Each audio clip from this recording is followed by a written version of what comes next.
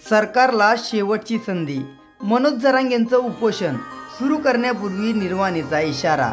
मनोज जरांगे पाटील यांनी सरकारला स्पष्टपणे सांगितलं की आता त्यांना फक्त आश्वासन नको आहे, तर त्यांच्या मागण्या तातडीने मान्य कराव्या लागतील. तर मनोज जरांगे पाटील नक्की काय म्हटले हे जाणून घेण्याआधी जर तुम्ही चॅनलवर नवीन असाल आणि इथपर्यंत व्हिडिओ पाहिला असेल तर चॅनलला सबस्क्राईब करा.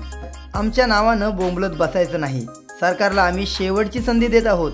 तर आता मागण्या मान्य झाल्या नाहीत तर नंतर काही बोलून उपयोग नाही, असा निर्वाणीचा इशारा सरकारला मराठा आरक्षण नेते मनोज जरांगे पाटील यांनी पत्रकार परिषदेत दिलेला आहे.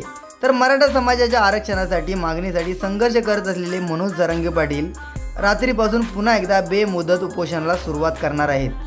जरांगे यांच्या या उपोषणामुळे सरकारवर तातडीने काही निर्णय घेण्याचा दबाव वाढला आहे. जरांगे यांनी सरकारला स्पष्टपणे सांगितलं आता त्यांना फक्त आश्वासन नको आहे, तर त्यांच्या मागण्या तातडीने मान्य कराव्या लागतील.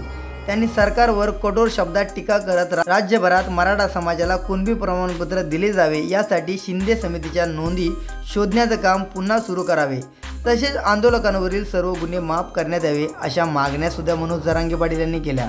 तर मनोज जरांगे पाटील यांनी भाजपच्या मराठा नेत्यांनाही इशारा दिला की जर आरक्षण दिलं नाही तर देवेंद्र फडणवीस यांना जबाबदार धरलं जाईल. मराठा समाजाने राजकारणाचा भाग न होता आपले ध्येय साध्य करण्यावर लक्ष केंद्रित करावे. जरांगे पाटील यांनी छगन भुजबळ यांच्यावरती तीव्र शब्दात टीका सुद्धा केली.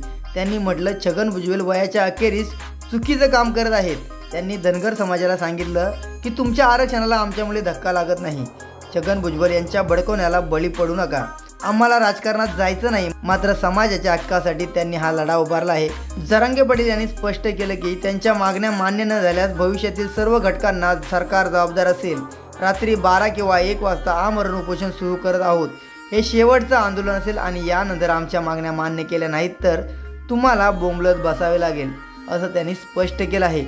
तर मनोज जरांगे पाटील यांचं उपोषण स्थगित व्हावं किंवा त्यांचं उपोषण थांबावं यासाठी सरकार काय प्रयत्न करतं हे येणाऱ्या काळात पाहणं योग्य ठरेल. या सर्व प्रकरणावरती तुम्हाला काय वाटतं नक्की कमेंट करा. जर तुम्ही चॅनलवर नवीन असाल तर नक्की सबस्क्राईब करा.